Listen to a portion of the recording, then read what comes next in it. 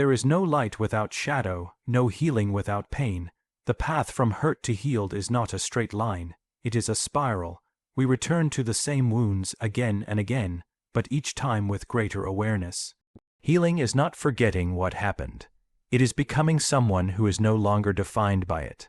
Let me walk you through 5 guiding lights on this inner pilgrimage, from the ache of fragmentation to the wholeness of the self. There are moments in life when pain strikes so deeply that it silences every other voice within us. These are not mere discomforts or passing disappointments. They are soul wounds. But what we often fail to recognize is that these wounds are not just intrusions, they are invitations. When the soul can no longer be heard in the noise of routine, it cries out through suffering. Pain is the language it uses when all other expressions have failed. In our everyday lives, we are taught to avoid pain, to numb it, to hide it under distractions, or to drown it in achievement. Yet pain is not the enemy, it is a messenger. A wound does not appear to destroy us, it appears to reveal something buried, something forgotten. Perhaps a truth we have denied, an emotion we never dared to feel, or a part of ourselves we long abandoned. The wound then becomes sacred ground. It opens what was closed. It exposes what was hidden. It brings light into the depths where only darkness ruled. There is a strange paradox in healing. Only when we allow ourselves to hurt fully can we begin to heal truly. The soul does not shout, it whispers beneath the ache. If we listen carefully, beneath the noise, beneath the resistance, we may hear what it's trying to say, and often, it says something we've known all along but we're too afraid to face. True healing begins when we stop asking, "How can I make this go away?" and start asking, "What is this trying to teach me?" The wound becomes a compass, not because it feels good, but because it points toward what matters. It may show us the need to set boundaries, the importance of self-respect, or the long, forgotten dreams we once cherished. It reveals not just what happened to us, but what we believed about ourselves because of it, and asks us, with trembling hope, to believe something truer now. To sit with our pain is to reclaim our soul, not in some grand heroic gesture, but in quiet presence, when we hold ourselves with compassion instead of judgment. This is not weakness, this is profound strength. For in those moments of stillness, where the wound speaks and we dare to listen, something ancient stirs, the beginning of transformation, the return of lost fragments, the slow but steady stitching of the soul back into wholeness. Thus, the wound is not the end of the story. It is the beginning of awakening. It is the door through which the self re-enters, not broken, but wiser, not untouched, but deeper, not the same, but more fully alive. To embrace the shadow with open eyes is to step into the most terrifying and liberating journey of the soul. It demands that we descend, not upward into the light, but downward into the depths we have been trained to avoid. The shadow is not evil, it is exiled. It is everything we were told not to be, everything we feared would make us unlovable, unworthy, or unacceptable, and so we buried it. We learned to smile instead of scream, to obey instead of rebel, to please instead of speak. In doing so, we created a mask-our persona that could survive in the world, but behind it, a forgotten self waited patiently. Yet the shadow does not stay silent. It leaks. It shows up in our irritations, our jealousies, our overreactions. It projects itself onto others. We see in them what we refuse to admit in ourselves. The person we hate for being arrogant may reflect our own denied confidence. The one we resent for being loud may mirror the voice we silenced long ago. We begin to see that the world is not just outside of us. It is also a map of our disowned inner life. To face the shadow is not to act on every impulse or indulge every emotion. It is to acknowledge their existence, to let them speak, to understand their origins. That rage has a story, that shame was learned, that envy reveals our unmet desires. These are not signs of weakness, they are clues, and when we trace them to their roots, we uncover a deeper strength, the power to reclaim what was lost, to feel without fear, to know ourselves without distortion. This path is not safe. It will threaten the identity we have built.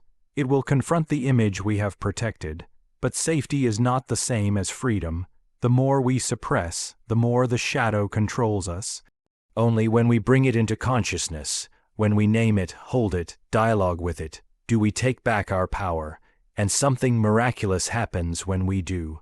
The monster becomes a guide, the darkness becomes a doorway. We begin to see that what we feared was never here to destroy us. It was here to complete us. The shadow contains vitality, creativity, authenticity, the very things we need to feel alive. By integrating it, we become more whole, more honest, more human. This is not a one-time revelation, but a lifelong practice. Again and again, we meet aspects of ourselves we had forgotten or rejected, and each time we open the circle wider. Healing, then, is not perfection, it is inclusion. The work of embracing the shadow is the work of becoming real, and it begins the moment we stop turning away and dare to look with open eyes. The path to healing is not complete without returning to the one who was first wounded, the inner child. This child is not just a memory or a phase long gone. It is a living part of the psyche, often buried beneath years of silence, survival, and suppression. The inner child is the keeper of our earliest joys and our deepest sorrows. It is the innocent witness of the original pain, the one who felt the fear, the abandonment, the rejection before we had words to explain it. And though we grow in body and intellect, that part of us remains stuck in time, waiting to be seen, heard, and held. Many of our present struggles, our anxiety, our self-doubt, our inability to trust are not new. They are echoes from the past. We often wonder why certain things hurt more than they should, why we overreact, why we feel lost or hollow despite outer success. The answer lies in the unmet needs of the inner child, needs for safety, for love, for being valued simply for existing. These wounds do not fade with time. They are preserved in the unconscious, influencing our choices, our relationships, and our beliefs about ourselves. To reclaim the inner child is to enter into a sacred dialogue. It is to sit with that younger self, not as a judge or a fixer, but as a loving witness. This requires patience, tenderness, and above all, truth. We must allow that child to speak honestly, even if what they say makes us uncomfortable. They may express anger, sadness, confusion, or longing. They may ask why they were not protected, why their voice was ignored, why love was conditional. Our task is not to explain it away or to shame them into silence again, but to hold space for all that was once too overwhelming to feel. And in doing so, we become the guardian that child never had. We offer the safety that was once missing. We say the words that were never spoken. You did not deserve that. It was not your fault. I am here now, and I will not abandon you. This is not imagination or fantasy. It is deep psychological truth. Because, until that child is acknowledged, we continue to live from the wounded place. But once they are embraced, we begin to live from a place of wholeness. Reclaiming the inner child is not about indulging in nostalgia or dwelling in the past. It is about integration. That child carries not only pain but also joy, wonder, spontaneity, and creativity, the very things that make life rich and meaningful.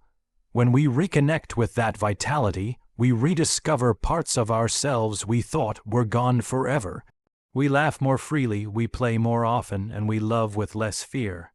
Our seriousness softens, our defenses lower, and we begin to live with a deeper sense of presence. But it requires courage. It requires slowing down, turning inward, and choosing to care for the most fragile part of ourselves. Not with pity, but with fierce love. The journey to reclaim the inner child is not just a step toward healing, it is the return to authenticity. For in the eyes of that child, we find our original face, the self that existed before the world told us who we had to be. And to meet that self again is not only healing, it is homecoming. When pain is meaningless, it becomes unbearable. It crushes the spirit, hollows out the will, and leaves behind a quiet despair that is difficult to name. But when we begin to perceive a deeper thread running through our suffering, something begins to shift. The ache does not vanish, but it begins to illuminate rather than darken. Pain, when seen through the lens of meaning, becomes not an enemy but a teacher. It ceases to be a random punishment and starts to feel like a necessary initiation. a crucible through which the self is refined. We are not merely victims of what happens to us, we are interpreters of experience. And the interpretation we give to our pain can either keep us imprisoned or set us free. The question is not simply, why did this happen? But what is this calling me to become? Suffering, in this deeper sense, is symbolic. It points beyond the literal event toward the interior transformation it demands. A broken heart may call forth deeper compassion. A betrayal may awaken discernment. A loss may awaken the truth that nothing essential can ever be taken from us. When we look at pain symbolically, we stop asking how quickly we can escape it. Instead, we ask what it wants to reveal. We enter into a dialogue with our suffering. We ask, what part of me died here? But also, what part of me is trying to be born? And in that conversation, the pain slowly shifts from a source of bitterness to a source of clarity. It reveals not just our wounds, but our values, not just what hurt us, but what matters most. This does not mean glorifying suffering or pretending it is pleasant. True meaning does not erase pain, it dignifies it. It acknowledges the ache, but refuses to let the ache be in vain. It says, if I must endure this, then let me not waste it. Let this pain enlarge me. Let it carve out space for wisdom. Let it teach me how to walk with others who suffer. Meaning turns personal pain into a universal bridge. It allows us to see that what isolated us can now connect us. And in time, meaning becomes purpose. Not necessarily the grand, heroic purpose the world applauds, but the quiet, enduring kind that makes us whole. We become carriers of what we have survived. We become more honest, more compassionate, more real. Our eyes begin to see others differently, not as strangers, but as fellow travelers, each carrying their own invisible sorrow. And in this way, pain does not just teach us about ourselves. It returns us to the human family. The scars remain, they always do, but they are no longer symbols of defeat. They are signs that we endured, signs that we found something worth living for even in the depths. Meaning does not erase what happened, it changes who we are because of it, and in doing so it transforms pain into a sacred task, the task of becoming. The journey of healing, of awakening, of turning inward through pain and shadow, ultimately leads to one place, the self. Not the self that performs, adapts, or hides, not the self that others wanted or shaped, but the deeper, original self, the one that existed before the world's noise buried it beneath roles, expectations, and wounds. This self is not created, it is remembered. It is the unchanging center within, silent yet present, ancient yet alive, waiting patiently beneath every layer we've had to build to survive. We begin the journey thinking we need to fix what's broken, to erase the pain, to become something better. But as the layers peel away, we realize we are not becoming someone new. We are returning to who we truly are. This return is not a regression, but a homecoming. And like all meaningful homecomings, it is both joyful and painful. We grieve the years we spent pretending. We mourn the parts of ourselves we silenced. We face the uncomfortable truth that much of what we thought was us was just armor. But the journey insists we keep going, not by force, but by longing. Something in us remembers that we are more than our trauma, more than our defenses, more than our masks. And so we descend, through pain, through shadow, through the voices of the inner child, through the unraveling of old beliefs. Each step closer to the self often feels like dying, because a false identity must dissolve for a truer one to emerge. The ego resists. It clings to control, image, certainty. But the deeper self doesn't need control. It only asks for truth. This self is whole, not because it is untouched by suffering, but because it holds all experiences light and dark as part of its becoming. It is not the part of us that seeks validation, but the part that knows. Knows who we are beneath judgment, knows what we value beyond fear, knows how to love without losing integrity. It speaks through intuition, dreams, symbols, and silence. It does not shout. It waits, it watches, it invites. And when we begin to live from this place, not perfectly, but intentionally, we discover a peace that does not depend on outer conditions, a kind of rootedness, a clarity.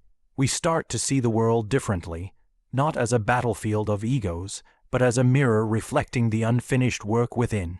We become less reactive, more reflective, less dependent on praise, more loyal to inner guidance. We learn that healing is not the absence of wounds, but the presence of awareness. The self does not promise us a pain-free life. It promises a life of depth, of coherence, of integrity. This is not a destination we reach once and for all. It is a rhythm, a returning. Again and again, life will tempt us to abandon the self, to betray it for comfort, approval, or certainty. But once we have touched it, even briefly, we cannot forget. We begin to build a life around that center. We begin to walk differently, speak more truthfully, love more deeply. We become aligned, not with the world's definition of success, but with the soul's quiet demand to be real. The journey to the self is the journey of a lifetime. It does not end in perfection, it ends in wholeness, and wholeness is not the absence of struggle. It is the presence of everything integrated, held, redeemed. To find the self is to find the compass we were always searching for. And in finding it, we realize we were never truly lost. We were only waiting for the courage to come home.